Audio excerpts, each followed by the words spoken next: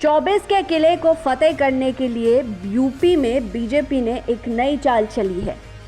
BJP ने राष्ट्रीय पदाधिकारियों की नई लिस्ट जारी की, जिसमें लोकसभा चुनाव के लिहाज से इसे बेहद अहम माना जा रहा है। इस लिस्ट में कई पुराने लोगों की छुट्टी कर दी गई, तो वहीं कई नए चेहरों को जगह दी गई। इस बार यूपी के 8 नेताओं को राष्ट्रीय पदाधिकारी की सूची में रखा गया, तो वहीं विनोद सोनकर, हरीश द्विवेदी, सुनील देवधर जैसे नेताओं को राष्ट्रीय सचिव के पद से हटा दिया गया। वहीं राज्यसभा सदस्य सुरेंद्र नागर को नई टीम में शामिल किया गया। लोकसभा चुनाव के लिहाज से इस बार बीजेपी का सबसे ज़्यादा फोकस यूपी पर है, क्योंकि यूपी में 80 लोकसभा सीटें आती है, जिसे जीतने का लक्ष्य यूपी में बीजेपी की तरफ से रखा गया है।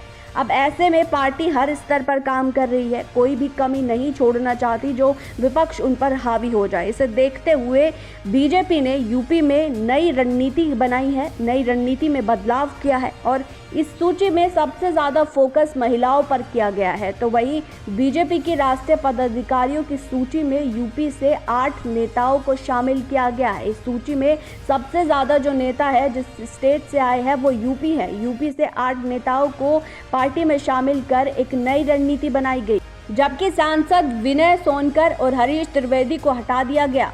वहीं सुनील देवधर को राष्ट्रीय सचिव पद से हटा दिया गया है। अब आपको बताते हैं कि यूपी के किन चेहरों को जगह नहीं मिल पाई है। विनोद सोनकर यूपी की कौशाम्बी सीट से लोकसभा सांसद है, तो वहीं हरीश द्विवेदी बस्ती सीट से लोकसभा सांसद है। इन दोनों को ही जहां पद से हटाया गया, वहीं राज्यसभा के सदस्य रह चुके सुरेंद्र नागर को सचिव के रूप में पार्टी की राष्ट्रीय टीम में शामिल किया गया। उत्तराखंड से राज्यसभा सांसद नरेश बंसल को पार्टी का नया सह कोषाध्यक्ष बनाया गया। वो मध्य प्रदेश के सांसद सुधीर गुप्ता की जगह लेंगे। सुधीर गुप्ता गुजरात के सह प्रभारी भी थे।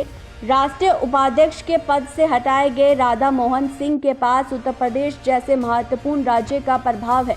अब आपको बताते हैं कि यूपी के किन 8 नेताओं को बीजेपी की नई टीम में शामिल किया गया है।